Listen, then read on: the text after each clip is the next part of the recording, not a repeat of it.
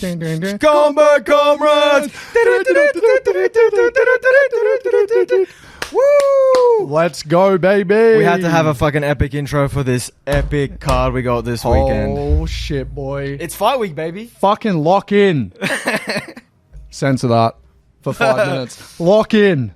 Let's go, Johnny. Lock the flip in. Let's go. Lock the flip in, guys. Man, it's finally here, you know. Oh, baby. But before we get stuck in, should we have a little recap of last week? Yes. We'll do a recap of Fight Nights last week. Starting with your boy. My boy. This is we're talking. So, last episode, for you people that actually listened to the whole thing, I kind of thought it was going to be an interesting fight between the Egyptian chode Hamdi. That was the people's main event. Yeah. Unless you're a casual. Yeah, dude. Versus Mo. Muhammad Usman. Yeah, what does he call himself? Mo Hammer? I don't know. Not Mo the Monster? I don't know. Mo the freaking... He should call himself Mo Punches because all he's got is a 102. Yeah, seriously. But dude, it won him the fight. Man, this is some diabolical shit, honestly. Did you see him with his little... He's doing some sort of like sim dance emoji. It's weird how someone so big and intimidating can be so... Lackluster? It's different in the thing, but hey, he got it done, man. He got it done. He got it done. There's a few things that we learnt from this event. The Mo and the Chode sucks. Mo and the Chode. Dude, that's a sick name. Fiziev? Oh, Beast. man. Fiziev? Dude, he's like looking up at this tall, lanky Bruh. fucking thing, but that guy was too scared to go in. He too was. Scared to engage. He didn't want to engage in that Muay Thai monster. And how about that Matrix? Phew, man. Bro. That was nice, yeah. Absolutely beautiful. And then, obviously, Khalil and Jamal. Yeah. I said it. I flippin' said it. Yep. Jamal Hill is a bot. He's done.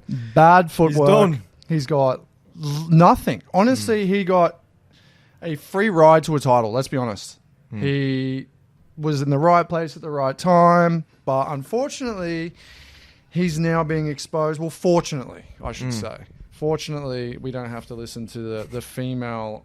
Whoa. And probably see less of this. Yeah, the female Pena. Have you seen the edit that's going around now where they've taken the tattoos from his chest and blown them up on his hands? So his hands are the exact tattoo. That sounds epic. It's horrible to look at. And that suits his personality as well. Yeah, just pretty lackluster. I mean, when I was listening to the press conferences leading up, I was like, oh, he seems a little bit locked in. Yeah. Like he may pull something out of here, but no, I was right. Yeah. For me, Jamal Hill is just a perfect example of someone who's constantly blaming others rather than... And you saw that from all the way the Pereira fight, right? Always. He stepped on my foot. Or what did he say about something about year? And this one he was complaining, Khalil, he was not engaging. Brother, it's your job to engage as well. Yeah, exactly. And a person who's constantly looking in the external for the mistakes is never going to change or try to improve. You know? You have to look within. Exactly.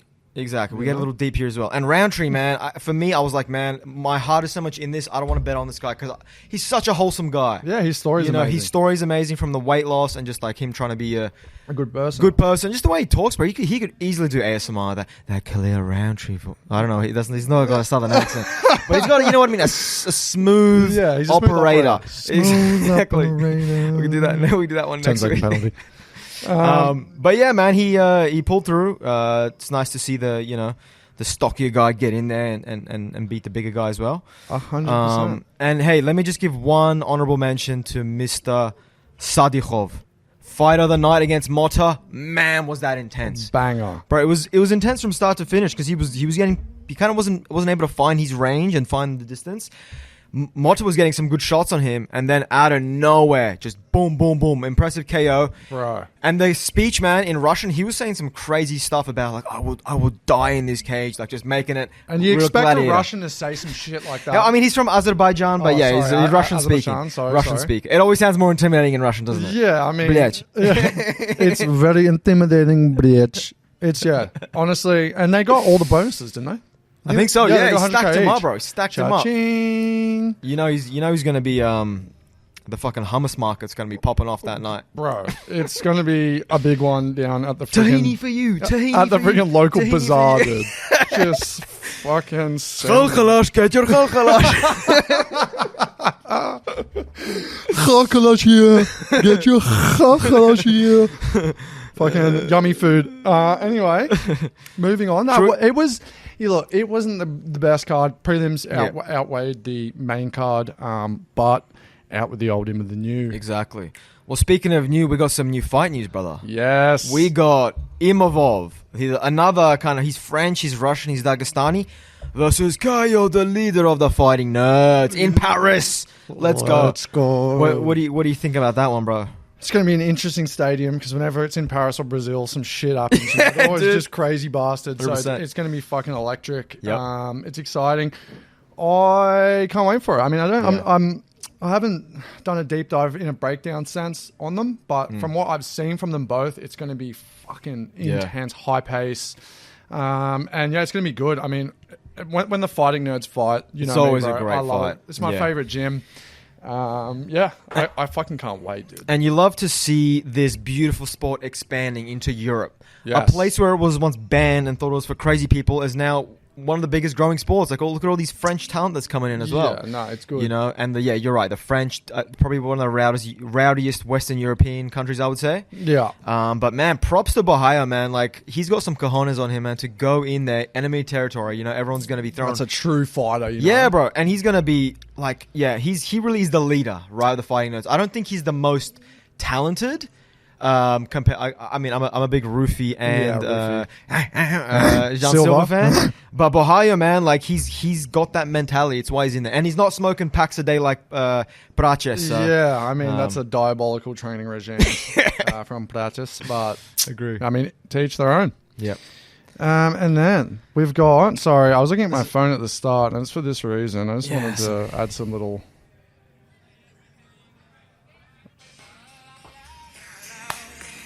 John Jones is retired.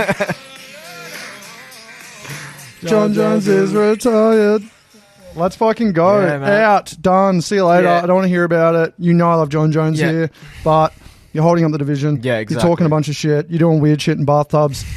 And you... Do that without the belt. And now you have a court case. So... That's wild. I thought that was a joke. No, when I read that. So the report is that a cop came to an accident, and then there was a chick in the car who's not wearing clothes from the waist down and extremely drunk, and said the driver is John Jones and he's fled the vehicle. So that is the situation.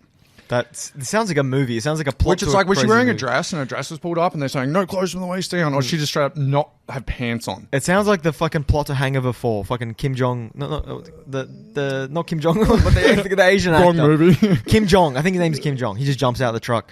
But man, it's honestly, I was a little bit sad at how this happened because, Mr. Chow did. Mr. Chow, that guy. Yeah, that's it. But man, we've been following John Jones since young. 2009. He is such an amazing fighter and done so much, and it's just so sour to me the way this ended. It ended in the worst way possible. Yeah, like you would have loved him to have a retirement speech. Like, man, he could have spinning back kicked Stipe and retired, going, you know, like that. It was beautiful. But I think the fact that he hung on and fucked around. I mean, who knows what was going on behind the scenes? Maybe UFC were part of it, trying to come on. It's just it's not worth the risk. It's just sour how it ended because we didn't really give him the props for what he did do. Yes, he had his flaws, but he's also a beast. He's a shitty human for sure. Trying his best, so he says, but he's constantly fucking up, and it's annoying.